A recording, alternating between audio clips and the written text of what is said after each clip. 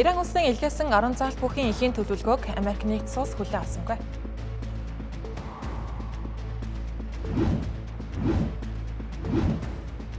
Иран улстай хэлэлцээр байгуулсан Азийн улс орнуудын нийтийн хөлөг Ормосын хоолоогоор аюулгүй нэвтэрч байна.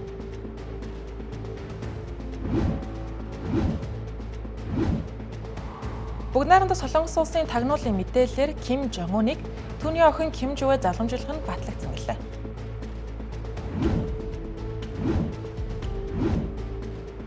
Артемис 2 багийн гишүүд хүн төрөлхтний хурж үзээгүй алсад хүрсэн байна.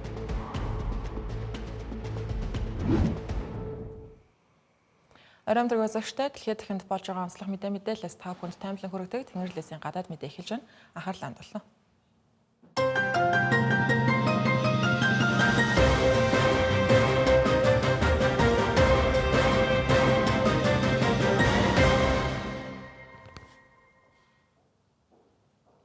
Ираны эрх баригчид дайныг дуусгах 10 заалт бүхийн эхийн төлөвлөгөөг Пакистан улсаар дамжуулан Америк нэгдсэн улсад хүргэсэн байна.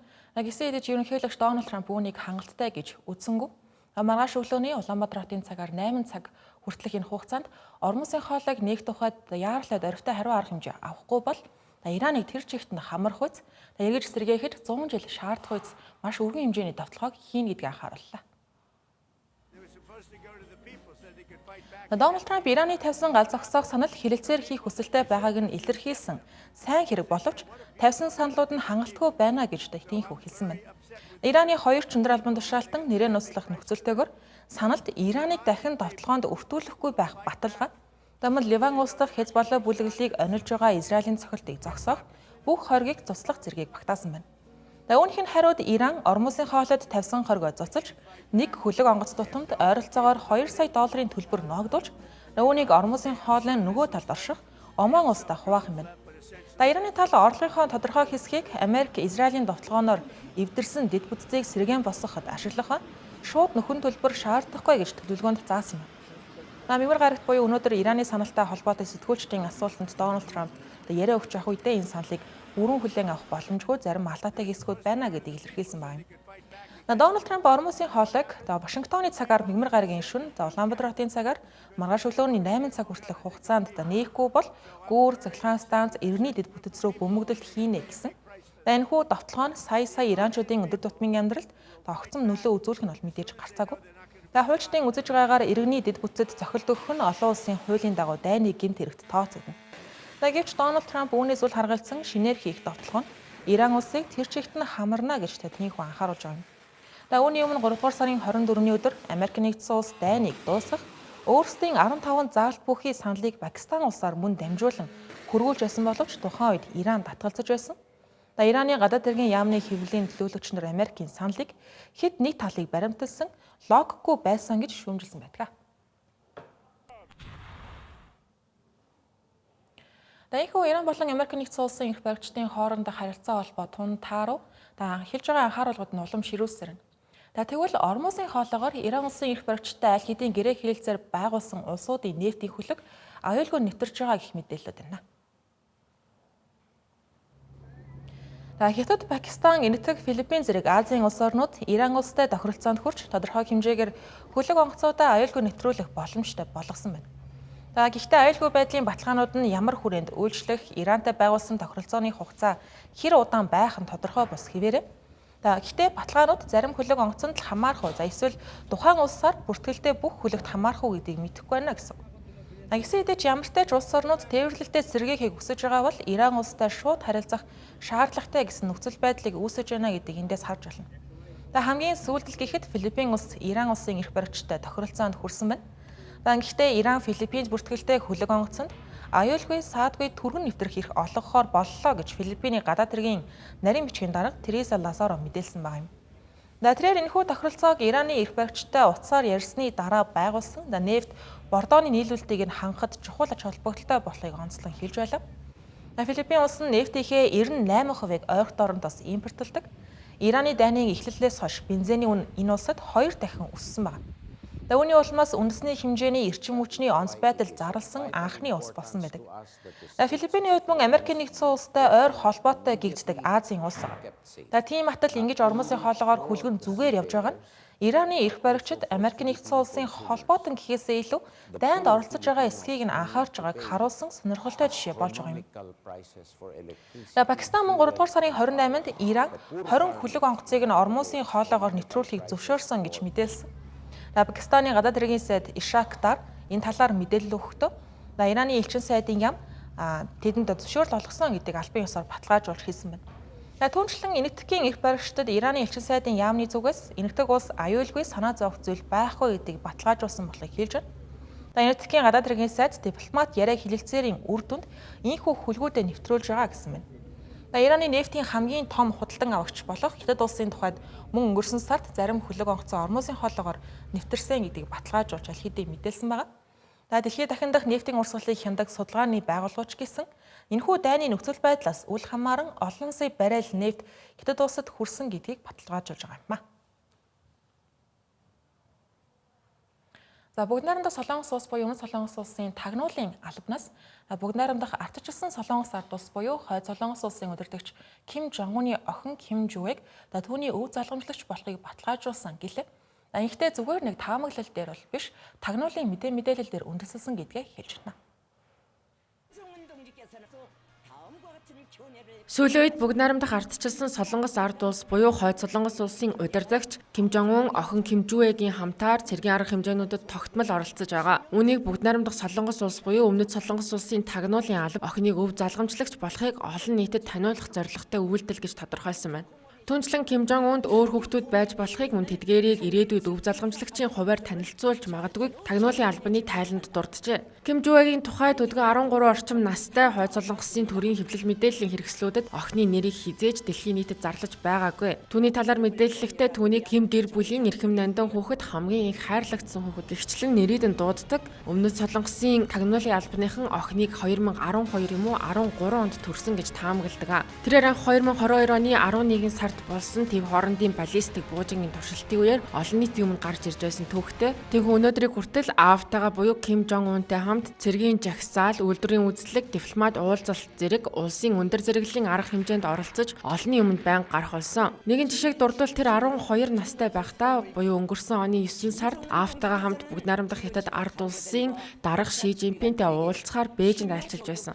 Энэхүү Хойд Солонгосын гүн нэвчсэн консерватив уламжлалт үзэлтэй эрчүүд давмгайлсан улс төрийн соёлд эмэгтэй залгамжлагч сонгогдно гэдэг ховор үзэгдлээ. Харин хэрвээ Ким Жуэ, Ким Жон Уны дараагийн залгамжлагч мөн бол 1948 онд үүсгэн байгуулагдсанаас хойш Хойд Солонгосыг зөвхөн Кимийн удмын эрэгтэйчүүд удирдах ирсэн удирдлагын системд анхудаа эмэгтэй удирдагч гарч ирэх юм а. Үүнд эргэлзэж буй хүмүүс олон бий гэсэн хэдий ч Ким Жон Уны охины улс төрийн нэр хүнд цэрэг зэвсгийн арга хэмжээнд байнга оролцож буй байдалд зэрэг дээр нэмээд Өмнөд Солонгосын тагнуулын албаны мэдээлэлээс харахад Ким Жуэ Хойд Солонгосын дараачийн удирдагч болох магадлал улам бүр нэмэгдэж байна.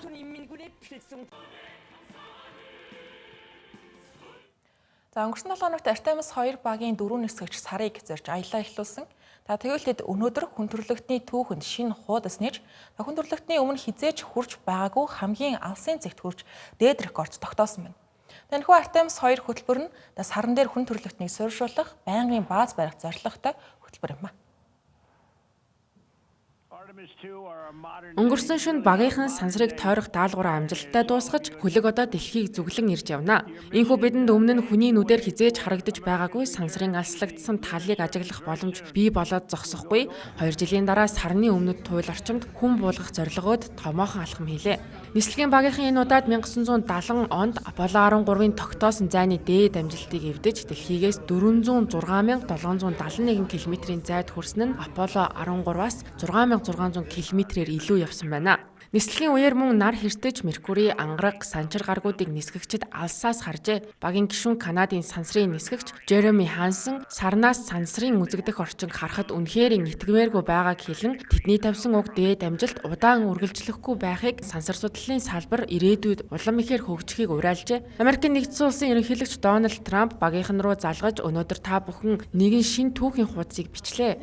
Америк даяар та нараар бахархаж байна гэсэн байна. Ийхүү Артемис 2 Аполло 13-ын явсан маршрутыг дагаж байгаа ч энэ удаагийн нислэг 1968 оны Аполло 8 болох хүний анхны сар руу хийсэн аяллаа төлөвлөгөөтэй илүү төстэй. Тэд дэлхийн агаар мандалд орж ирэхдээ дээд тал нь 40,000 км-ийн цагийн хурдад хүрэх төдийгүй энэ нь дууны хурднаас 10-32 дахин их буюу хүн төрөлхтний түүхэнд хамгийн өндөр хурд болж тооцогдох юм. Хөлгийг 4-р сарын 10-нд Номхон далайд Сан Диего хотын эрэг орчим буулгахаар төлөвлөж байгаа. Иргэн сануулахад Артемис хөтөлбөр хамгийн анх 2017 онд танилцуулагдсан бөгөөд саран дээр сууршиж бааз барих Хэтийн зорилготой. Энэ бол хүүтний дайны үед хэрэгжиж байсан Аполлогоос ялгарах гол онцлог. Артемис 1-ийн хүрээнд 2022 онд нисгэгчгүй Орион хөлөг сарны тойрог замд хүрч даалгавраа амжилттай биелүүлсэн. НАСА-гаас 2028 онд сар руу хүн буулгах зорилгыг биелүүлэхийн тулд эх хичээл ахин нэмэлт нислэг хийхээр төлөвлөснөө мэдээлэлээд байна. За өнөөдөр Хятад улсын сөрөг хүчний удирдагч Чин Ливун Хятад улсыг зорж байна. Тэр энэхүү айлчлал энх тайвны төлөөх үйл хэрэгэ гэж тодорхойлж байгаа. Тэр айлчлалынхаа хүрээнд Хятад улсын дарга Ши Жинпинтэй уулзаж магадгүй байна. Чин Ливун нь Тайваны хамгийн том сөрөг хүчний нам болох Коминда намын дарга. Түүний айлчлал тун эгзэгтэй үед тохиож байгааг анхаарах хэрэгтэй. Тухайлбал сүүлийн үед Тайваны хоолой орчимд Хятадын цэргийн бэлтгэл сургуульд эргүүл нэмэгдэж байгаа. Үүн дээр нэмээд Тайваны эрх баригч намынхан 400 тэрбум $4 нэмэлт батлан хамгаалах төсвийг батлуулахаар ажиллаж байгаа юм. Үүнийг нь Тайваны сөрөг хүчнийхэн эсэргүүцэж Бээжин Тайпейгийн харилцааг хурцдмал болгоно гэж анхааруулж байна. Чин Ливун Хятадыг зорихын өмнө сэтгүүлчдэд ярихдаа энэхүү айлчлалаа түүхэн энх тайвны айшлал байх болно гэж хэлсэн. Мөн хэрвээ та үнэхээр Тайваныг боддог бол дайн суйрлаас хамгаалах бүх боломжийг ашиглаж хэрэгжүүлэх ёстой гэсэн байна. Хятад улсын Тайваныг нэгтгэхийг зорддог. Гэхдээ хүч хэрэглэхээс татгалзахгүй гэдгээ ч хэлж байсан удаатай. Тайваны одоогийн удирдагчаар артжилсан дэвшлэлт намаас сонгогдсон улс төрч Ла Чинтэй ажиллаж байгаа. Одоогоор Бээжин Ла Чинтэйтэй хэлэлцээ хийхээс татгалзаж түүнийг салан тусгаарлагчаа гэж үзэж байгаа юм. Энэхүү нөхцөл байдал хурцдмал байгаа үед Коминда намын удирдагч Бээжинд айлчилж уур амьсгалыг зөөлрүүлэхийг зорж байна гэж хэлж болохоор.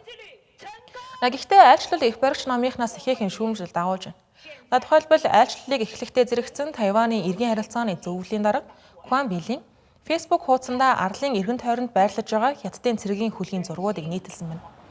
Мөн Тайваны Хятадтай холбоотой бодлогыг хариуцдаг ахлах албан тушаалтан үндсэн газрын хэрэг эрхлэх зөвлөлийн сайд Чиу Чиучэн Бээжинд хандаж Тайваны засгийн газартай шууд харилцахыг шаардсан байна. Дашин дуртад Чин Ливуны Бээжин дэх айлчлал нь сүүлийн 10 жилд Коминда намын удирдагч Хятадд хийж байгаа анхны айлчлал. Пүрэв гараг хүртэл үргэлжлэнэ. Бээжингээс түүнийг Ши Жинпинтэй уулзах хэсгийг хараахан баталгаажуулаагүй байна. Тэр эхлээд Шанхай руу нисэж дараа нь Нанжин руу галт тэргээр явж Коминда намын үүсгэн байгуулагч Сүн Яцсэний оршуулгын газарт хүндэтгэл үзүүлэх юм байна. Дашин дуртахад Коминда намын удирдсан засгийн газар 1949 онд Хятадын иргэний данд ялагдсныхаа дараа Тайван руу дүүрсэн байдаг. Мэдээ өргөжүүлж байна. Өргөжлүүлэн зарим онцлог мэдээллийг товчоор хүргэнэ.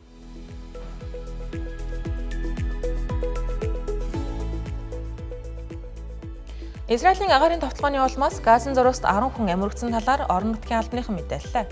Зохиолд орон гэрээ орхисон палестинчууд байрлаж байсан сургуулийн ойролцоо болсон байна. Мөргөлдөөн эхлэхээс өмнө оршин суугчид Израилийн дэмжлэгтэй бүлэглэл сургуулийг дотож хүмүүсийг хүчээр авч явахыг оролдсон гэлээ. Үүний дараа Махази дөрвөслийн лагер орчимд Израилийн дрон 2 пуужин харагдаж энгийн иргэд олноороо өртсөн байж болцсохгүй байна. Нэгдсэн үндэсний байгууллагын оюутны зөвлөл Ормосын хоолой дахь арилжааны тээврийг хамгаалах тухай тогтоол санал хураахаар олжээ. Гэвч Хятад улс цэргийн хүч ашиглах заалтыг эсэргүүцснээр тогтоолын агуулгын зарим заалтуудыг зөөлрүүлсэн талаар их сурвалжууд мэдээлж байна.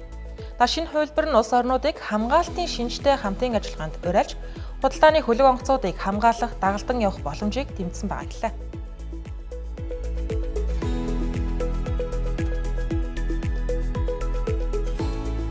Америк нэгдсэн улсын төлөөлөгчдийн танхимын ардчилсан намын 2 гишүүн Куб улсад айлчлалаа. Энэ нь ерөнхийлөгч Дональд Трамп Куб улсад шатхууны хориг тавьснаас хойш энэ онд болсон анхны айлчлал юм а. Төлөөлөгчдийн танхимын гишүүд болох Прамила Жайпал, Джонатан Джексон нар хоригийн улмаас үүссэн бодит нөхцөл байдлыг газар дээрээс нь харахаар очсон гэлээ. Тэгээд Дональд Трампын захиргааны бодлогыг хууль бус эрчим хүчний хориг гэж үзсэн байна.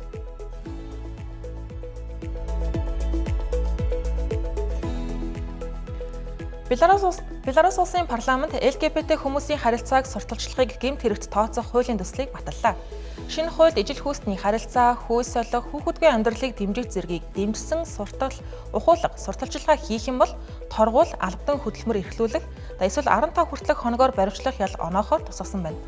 Хуулийн төслийг 2024 онд боловсруулж өнөөдөр ийхүү парламентаар дэмжигдэж байгаа. Одоо ерөнхийлөгч Александр Лукашенкогийн гарын үсгийг хүлээж байна. За дэлхийн дахинд болж байгаа онцлог мэдээлэлээс сурчлан хүргэлээ. Анхаарлаа хандуулсан явдал баярлалаа. Сайхан амраарай.